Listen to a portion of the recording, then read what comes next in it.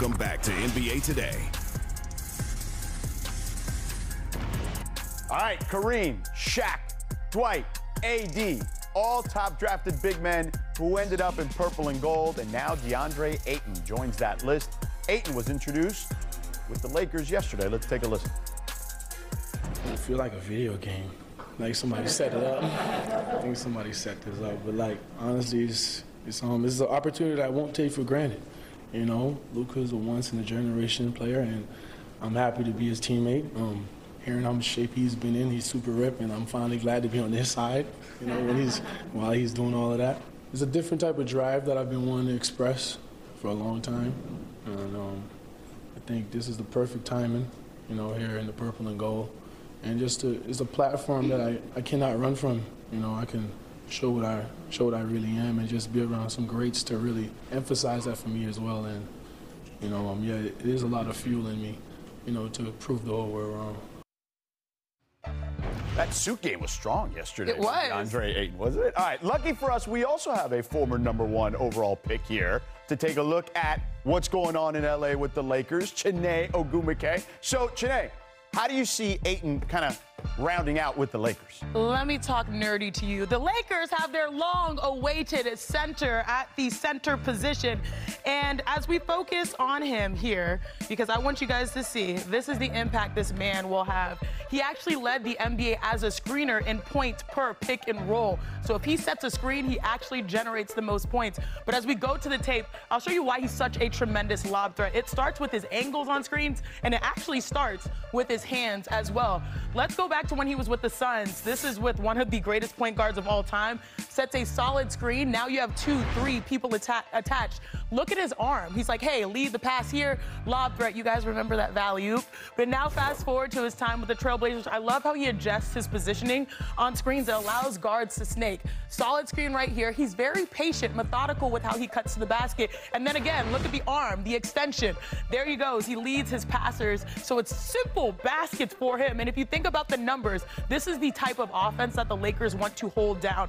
Ayton actually triple. If you think, let's get our graphic up here. I'm not sure if we have the graphic. But if you think about Luka Doncic and LeBron James, Luka Doncic, here it is. He's second in the NBA since he entered the league when it comes to points off of lobs, generating those lobs and those assists. And then also LeBron James is 5th in that category. So if there's one player that is perfectly tailored to be the guy that they need, especially with these 2 stars offensively, these guys, future Hall of Famers, it's Deandre Ayton. But he will have to bring his A game, Ayton and his A game. All right, Chiney, awesome stuff as always. Let's welcome in ESPN NBA reporter covering the Los Angeles Lakers, our guy Dave McMenamin. So, Dave, we've seen Deandre Ayton go from franchise cornerstone as the #1 pick to somewhat relative obscurity in Portland. What are you hearing or assessing about his fit with the Lakers? Yeah, Deandre said it, George, at his introductory press conference. He said when you're not on a winner in this league, you're forgotten about. And certainly this is an opportunity for Deandre to reestablish who he was, the promise of being that #1 pick who was a key cog on a Phoenix Suns team that was 2 wins away from the championship, on a Suns team that followed up that season by winning 64 games, getting the #1 overall seed in the NBA. Obviously, the Suns gave up on that player for a variety of reasons, and over the last couple of years, only 57 wins combined with the Blazers in his time there in Portland. He sees this as a chance to get back on the trajectory of being someone who's known for the 16 points, almost 60% from the field, 10 rebounds a game. And for the Lakers, they see this as a great opportunity because he fits into their cap space they had available, only about $8.5 million contract, and they hold on to their expiring contracts. They hold on to their 2031 first-round pick. They hold on to Dalton Connect. That means they can continue to get this team better, whether that be through the rest of the offseason or leading up to the trade deadline in January and February, because, again, this is about trying to get the most out of this group and turn them into contender. Dave, what else stood out to you from that press conference yesterday? Well, it was not just Deandre Ayton coming and joining the Lakers. It was Jake LaRavia. And several instances, both of those guys mentioned LeBron and Luka. it was almost a given, certainly a decided factor that those guys are going to be on the team next year. And I understand that LeBron James' agent, Rich Paul, gave a statement to Shams Charania when he opted into his deal for next year, basically saying that he's going to be monitoring every move that the Lakers make and wants to play for a championship contender for the rest of his days in the NBA. And I understand that Luka Doncic has a contract decision come August 2nd when the Lakers can offer a massive extension and put it on his plate. But these guys, when they were surveying the market, and they both had other options out there, they're joining the Lakers under the assumption, under the given decision that both those guys are going to be on the team. And I think we need to start thinking about the 25-26 Lakers in the same manner, that we're going to be looking at a group that has the same core as last year with LeBron James, Luka Doncic, and Austin Reeves with some new faces around them. Dave, awesome stuff as always, man. Thanks for the time. All right. You got it, George. Let's take it from the court back to here to the desk. All right, so Ramona, we'll start with you. The Lakers roster starting to crystallize a little bit at the moment. What needs to happen for LA to kind of take that next step? The first step is to make sure LeBron James is cool. That's fair. Okay, his social media has been subtweeting and a little angst, I guess. Welcome home hat. Welcome hat. He was in Cleveland. Proper attire. Golf. A lot of golf. A lot of golf. Yeah. Let's just make sure he's cool. But I also think they need some more perimeter defense. They lost, obviously, Dorian Finney-Smith. That was somebody they went out and traded for last season.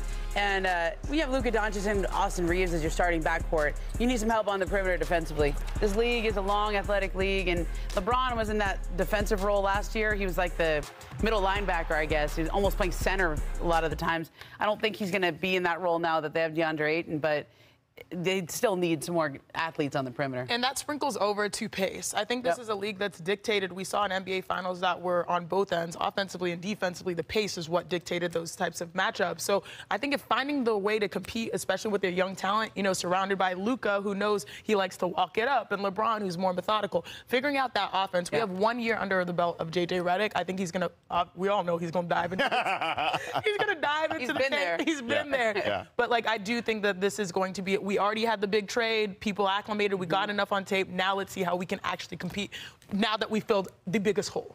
Yeah, I just texted with two people in the Western Conference, one league personnel guy and one coach. And they're split. One person said, bad move.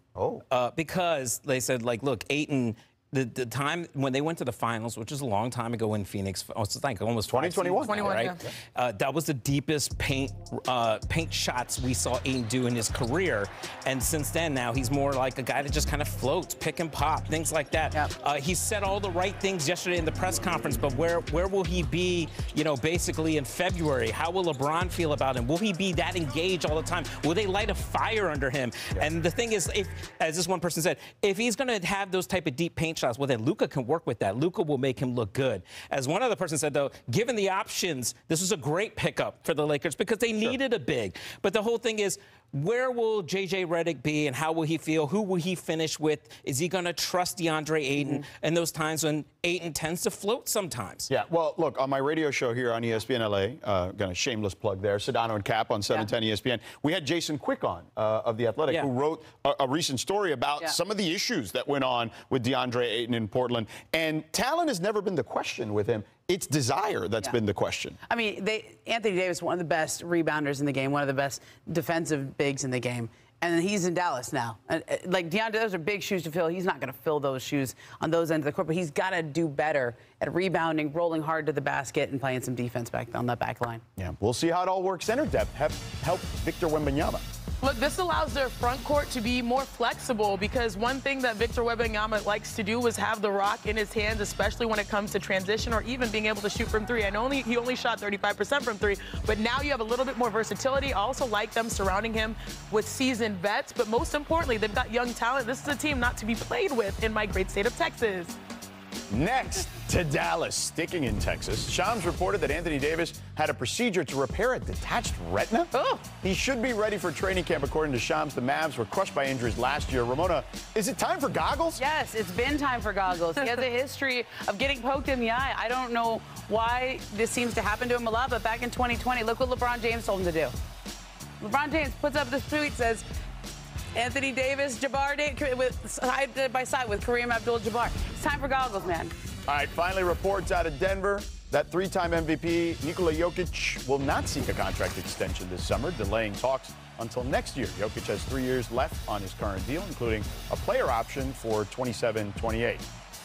Young Masuk reported on this story yesterday and joins us now here. So, Omi, walk us through this contract scenario with Jokic, and should Denver fans have any cause for concern here? Yeah, and talking to people around the league, and including people from the Nuggets, there's zero concern about this being something like Nikola Jokic left the door open for other teams.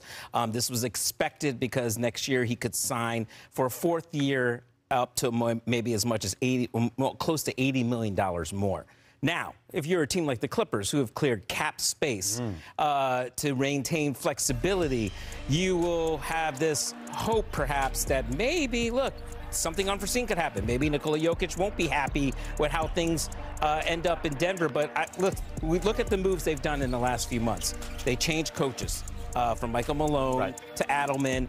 Adelman gave Jokic more of a voice in those huddles. You saw him being active there. They changed GMs. They went and swapped Michael Porter Jr. for Cam Johnson. They went and got Tim Hardaway Jr. They brought back Bruce Brown, a guy they loved in the locker room, helped them win the title.